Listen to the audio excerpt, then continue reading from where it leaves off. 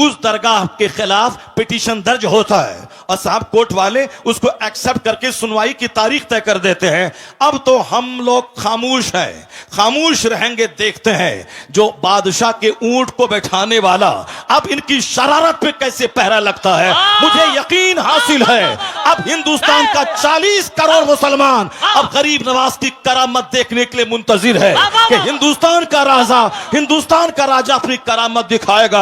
अब मुझे लग रहा है इनकी शरारत जब बढ़ रही है, इनकी शरारत खूब आगे बढ़ रही है, तो अब जब बंदरों को, गीदड़ों को मौत आती है तो शहर की तरफ रुख करता है। छोटी छोटी बातें तो बोलता था, हम नजरअंदाज करते थे, अब बड़े शहंशाह की बारगाह में पहुंच गया है, वहां छेड़खानी कर रहा है। अब बस करीब है वह वक्त जब गरीब नवाज का जलाल रंग लाएगा, और जब वो जलाल रंग लाएगा इनका सारा गुरूर चकनाचूर होगा और मुस्तफा के गुलामों को अल्लाह इज्जतों से मालामाल बनाएगा। नारे तकबीर, नारे रिसालत, मसलके आला हजरत, मजहबे इस्लाम, हजरत हबीबुल्लाह फैजी साहेब किबला, हजरत शहनवाज हसन साहेब किबला, अल्लामा डॉक्टर शहरयार रजा साहेब किबला कादरी। वाह वाह वाह, बहुत उम्दा। जुल्म की इंतहा हो गई, अल्लाह, जुल्म की इंतहा हो गई। हाय हाय हाय, जिस आस्थाने से करोड़ों हिंदू फैज उठाते हैं, जिनकी गरीबी दूर होती है, भीख मांगने के लिए 24 घंटे पड़े रहते हैं, उस मुकद्दस आस्थाने के खिलाफ इन्होंने छेड़छाड़ करने की कोशिश की है। अभी भी वक्त है कि जाके बाबा की बारगाह में चले जाओ, अपना पिटीशन कोर्ट से वापस ले लो और बाबा की चौखट पे जाके बोलो, बाबा क्षमा कर दीजिए, हमसे गलती हो गई। वरना याद रखना, जो अना सागर को एक कूजे में ला सकते हैं, याद रखना, जो बादशाह के ऊंट को बिठा सकते हैं, तो फिर जब वो जलाल में आ गए तो हुकूमत का सत्यानाश हो जाएगा। फिर वही होगा जो सारी दुनिया देखने का मुंतजिर है। नारे तकबीर। के बंगले पर मैं थूक देता हूं, पेशाब कर दूंगा, मगर मैं ईमान का सौदा नहीं करूंगा। बेशक, सुभान अल्लाह। जो दौलत अल्लाह ने आपको दी है, आपने कोई मेहनत नहीं की उसके लिए, ना बहुत ज्यादा आप मदरसे में टाइम दिया, ना 2-4-10 आलिमों के साथ आप बैठे रहे, न किसी क्रिश्चियनों के पोप के पास आप गए, न किसी यहूदी के रिब्बी के पास आप बैठकर आपने डिबेट किया, न किसी हिंदुओं के पंडित के पास जाके आपने डिस्कशन किया कि कौन सा मजहब अच्छा है, कौन सा मजहब खराब है।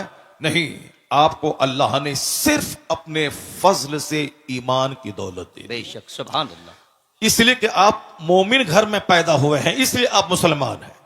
जब इतनी बड़ी दौलत, जिस दौलत से महरूम है दुनिया के अमेजॉन कंपनी के मालिक, जिस दौलत से महरूम है टाटा बिरला कंपनी के मालिक, जिस दौलत से महरूम है दुनिया की बड़ी बड़ी सल्तनतों के सरबराहान, जिससे महरूम है, वह ईमान की दौलत अल्लाह ने आपको अता की है।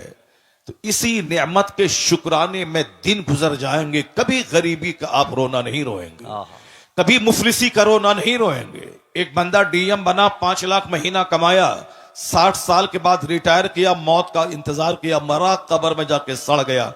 35 साल तक पढ़ा लिखा, मेहनत किया, 35 साल उन्होंने नौकरी की, क्या मिला? मरने के बाद जहां गया वहां एक ऐसी जिंदगी जो इसका कोई अंत नहीं हो, जिसकी कोई सीमा नहीं है। दुनिया में तो 100 साल के अंदर ही मर जाना है, मरने के बाद जहां अरबों खरबों साल रहना है, वहां की जिंदगी के लिए इस डीएम ने क्या किया? अब वहां ये आग में जलेंगे, ना इसका इल्म बचाएगा, ना इसकी डिग्री बचाएगी, ना इसकी मुलाजमत बचाएगी, ना इसके कमाए हुए करोड़ों रुपए बचाएंगे। अक्लमंद वो है जो दुनिया में फूस के घर में रहा हो, मिट्टी के घर में रहा हो, मगर ईमान बचा के दुनिया से चला गया हो, तो अब वह महासंख्यों बरस की जन्नत में इज्जत के साथ रहेगा। महासंख्यों साल, जहां महासंख भी एक महदूद गिनती है, महाला महदूद, जहां मौत ही नहीं है। इसलिए अल्लाह ने वह दौलत आपको दी जो दौलत अमेरिका के सदर को नहीं दी है। तो उसका शुक्राना ये नहीं है कि शिकायत की पोटली लेके बैठा जाए कि हम गरीब हैं, हमको नौकरी नहीं मिली, हम जलील हैं, हमको मकान पुख्ते का नहीं मिला। इस नेमत पे जब आप गौर करेंगे तो हर वक्त आपकी पेशानी झुकी रहेगी और आप एक दुआ हमेशा रब से करते रहेंगे, इलाही मैंने कोई मेहनत नहीं की मुसलमान बनने के लिए, मेरा कोई एहसान तुझ पर नहीं है कि तूने मुझको मुसलमान बनाया है, तूने अपने फजल से मुझको मोमिन बनाया है। तो हर वक्त वह मोमिन यही दुआ करेगा, इलाही जब एक एहसान इतना तूने किया है तो एक एहसान और कर देना कि हालत ईमान में मौत देकर जन्नतुल फिरदौस अता कर वाह देना। वाह वाह वाह वाह, सुभान अल्लाह। क्योंकि बेशुमार लोग ऐसे हैं जो मरने से पहले पहले मुशरिक हो गए, मरने से पहले पहले काफिर हो गए। बहुत सारी बेटियां मुसलमानों की हैं जिसको जन्नत की तालीम नहीं दी गई, आखिरत की तालीम नहीं दी गई, कब्र में हजारों साल रहना है उसकी बात नहीं बताई गई, कयामत के दिन एक दिन 50,000 साल के बराबर होगा यह बात बाप ने नहीं बताया। बाप ने सिर्फ ये बताया कि इंजीनियर बनना है, डॉक्टर बनना है, कमाना है, घर बनाना है और खाना पीना है। तो अब अच्छी लाइफ गुजारने के लिए कोई मुशरिक उसे ऑफर दिया कि मेरे पास 5 लाख रुपए माहाना की आमदनी है, अगर तुमने मुझसे शादी कर ली तो तुम रानी बन के रहोगी। तो ये उस मुशरिक के साथ ईमान का सौदा करके भाग गई, उसी के साथ शादी करके रह गई। अब वो जब जवानी के बाद बुढ़ापे की उम्र में पहुंची, उसके बाद मौत ने दस्तक दिया। तो लज्जत कितने दिन तक उन्होंने हासिल की? 10 साल 20 साल। अब मरने के बाद जहां गई है वहां का एक दिन 50,000 साल के बराबर। अब ये बताएं कि 2 4 10 20 साल एक सेकंड है अल्लाह के नजदीक। इसकी लज्जत हासिल करने के लिए ईमान का सौदा कर दिया, उन्होंने कुफ्र कबूल कर लिया। अब वह खरबों साल की आग में जलने के लिए वहां चली गई।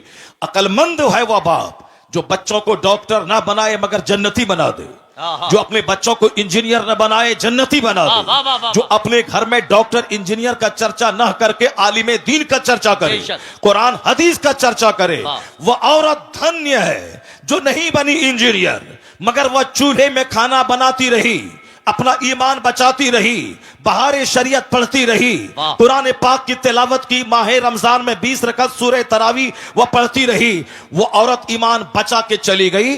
खरबों कमाने वाली बैरिस्टर से यह बेहतर है कि कनीज़े फातिमा बनकर फातिमा ज़हरा के साथ जन्नत चली गई। वह कौन सा इल्म है जो इल्म आदमी की इज्जत को तार-तार कर दे? वह कौन सा इल्म है जो आदमी को कुफ्र के करीब पहुंचा दे? वह कोई इल्म है जो आदमी को जानवर बना दे? आज मदरसा आवाज दे रहा है कि डॉक्टर की सूरत में दरिंदा कलकत्ता के आरजी मेडिकल कॉलेज का प्रिंसिपल जो अपने घर के तहखाने में खूबसूरत औरतों के साथ बलात्कार करने का रैकेट चलाता था, जिसके कॉलेज में एमडी करने वाली खातून की आबरू गैर महफूज रही और जिसको अपनी आबरू बचाने के चक्कर में जान से हाथ धोना पड़ा।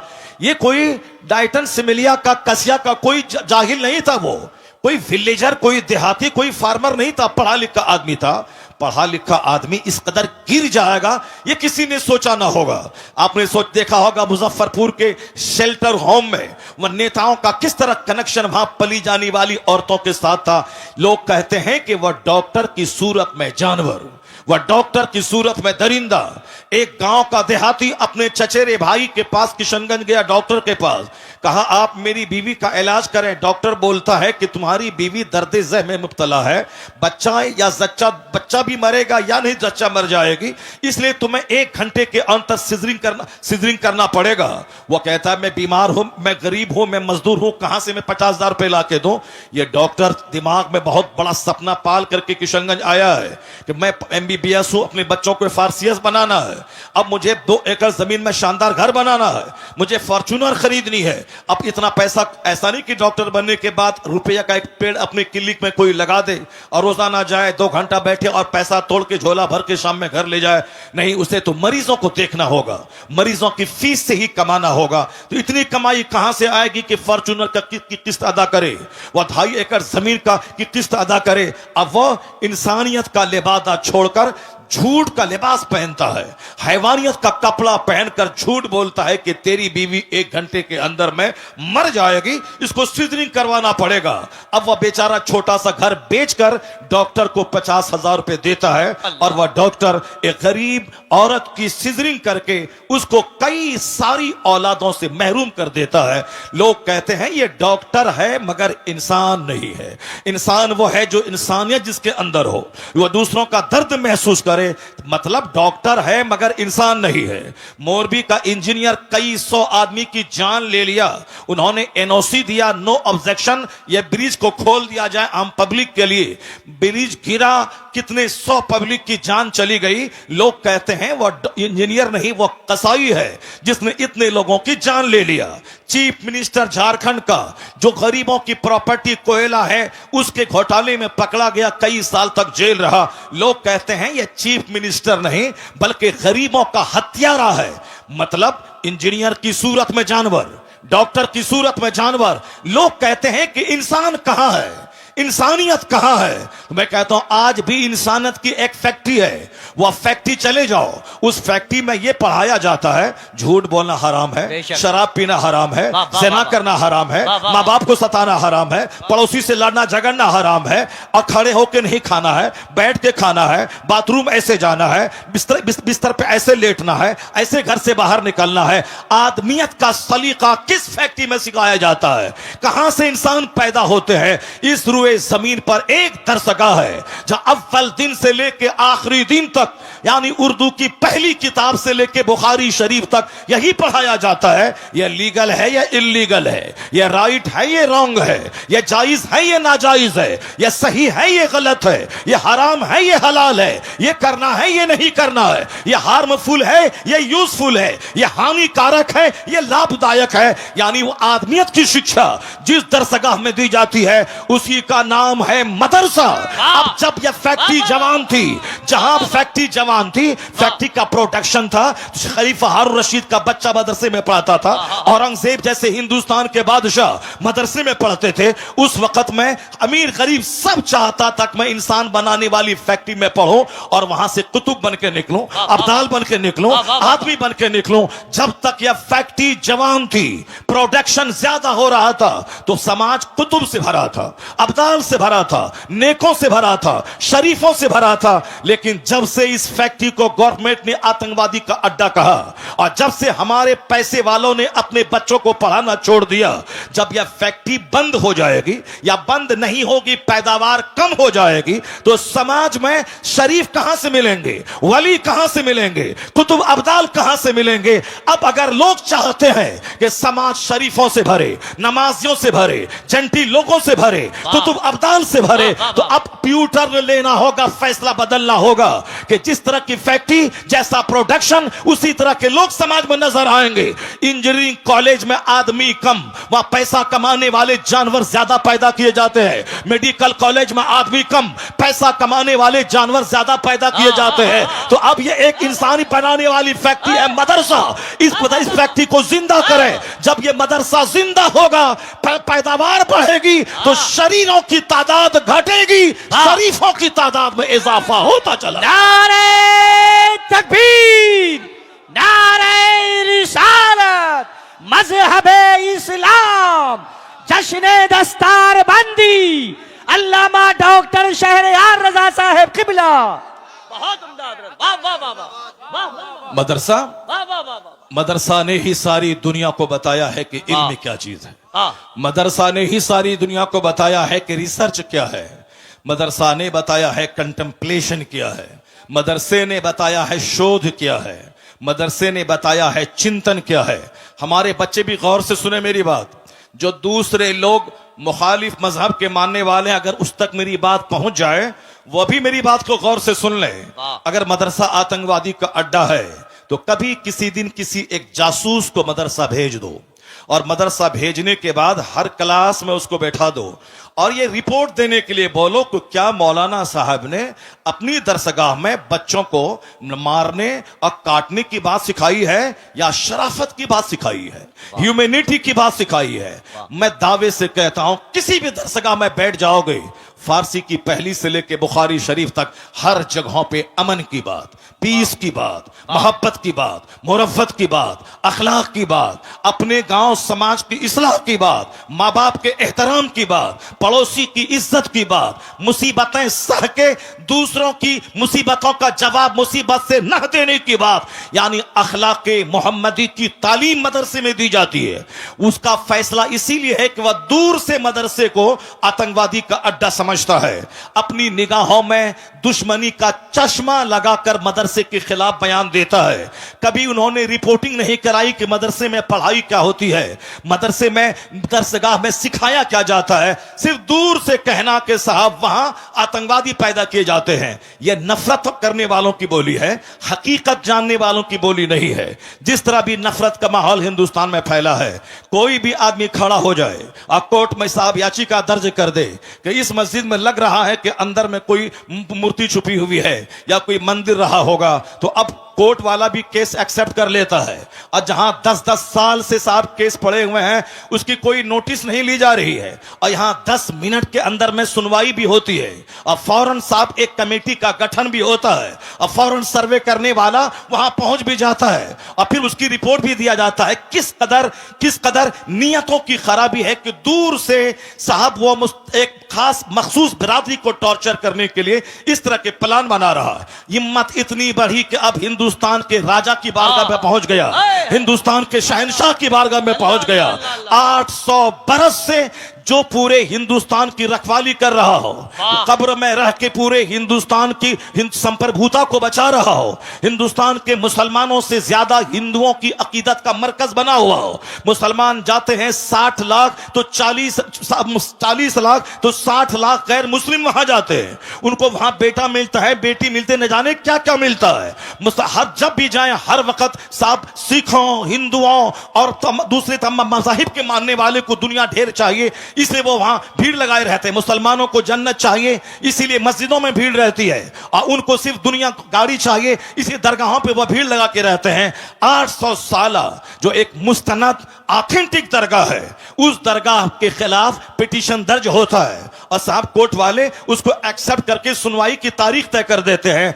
अब तो हम लोग खामोश हैं, खामोश रहेंगे, देखते हैं जो बादशाह के ऊंट को बैठाने वाला अब इनकी शरारत पे कैसे पहरा लगता है। मुझे यकीन हासिल है अब हिंदुस्तान का 40 करोड़ मुसलमान अब गरीब नवाज की करामत देखने के लिए मुंतजिर है कि हिंदुस्तान का राजा अपनी करामत दिखाएगा। और मुझे लग रहा है इनकी शरारत जब बढ़ रही है, इनकी शरारत खूब आगे बढ़ रही है, तो अब जब बंदरों को, गीदड़ों को मौत आती है तो शहर की तरफ रुख करता है। छोटी छोटी बातें तो बोलता था, हम नजरअंदाज करते थे, अब बड़े शहंशाह की बारगाह में पहुंच गया है, वहां छेड़खानी कर रहा है। अब बस करीब है वह वक्त जब गरीब नवाज का जलाल रंग लाएगा, और जब वो जलाल रंग लाएगा इनका सारा गुरूर चकनाचूर होगा, और मुस्तफा के गुलामों को अल्लाह इज्जतों से मालामाल बनाएगा। नारे तकबीर, नारे रिसालत, मसलके आला हजरत, मजहबे इस्लाम, हजरत हबीबुल्लाह फैजी साहेब किबला, हजरत शहनवाज हसन साहेब किबला, अल्लामा डॉक्टर शहरयार रजा साहेब किबला कादरी। वाह वाह वाह, बहुत उम्दा। जुल्म की इंतहा हो गई, अल्लाह, जुल्म की इंतहा हो गई। हाय हाय हाय, जिस आस्थाने से करोड़ों हिंदू फैज उठाते हैं, जिनकी गरीबी दूर होती है, भीख मांगने के लिए 24 घंटे पड़े रहते हैं, उस मुकद्दस आस्थाने के खिलाफ इन्होंने छेड़छाड़ करने की कोशिश की है।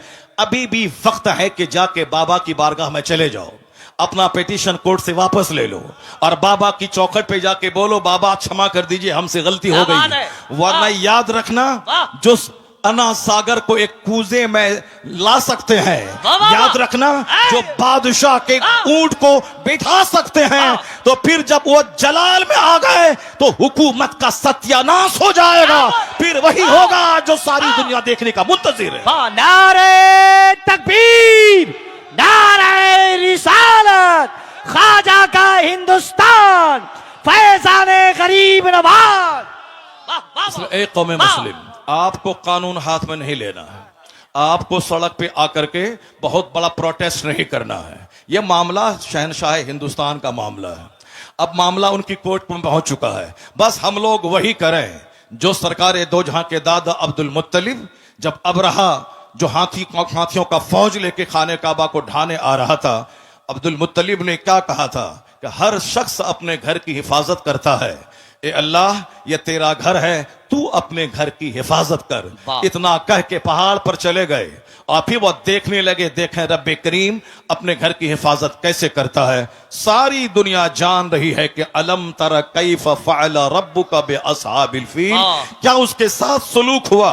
अबरहा जलील होके मरा, उसके सारे हाथी मरे, एक छोटा सा कंकड़ पत्थर उसके गुरूर को तोड़ के रख दिया, सारे धाराशायी हो गए। हम तो यही देखते हुए आ रहे हैं 1400 साल के अंदर। अल्लाह रब्बुल इज्जत बहुत बेनियाज है, अल्लाह रब्बुल इज्जत बेनियाज है। कोई भी जालिमों का जुल्म उसको थका नहीं सकता, और किसी भी इबादत करने वाली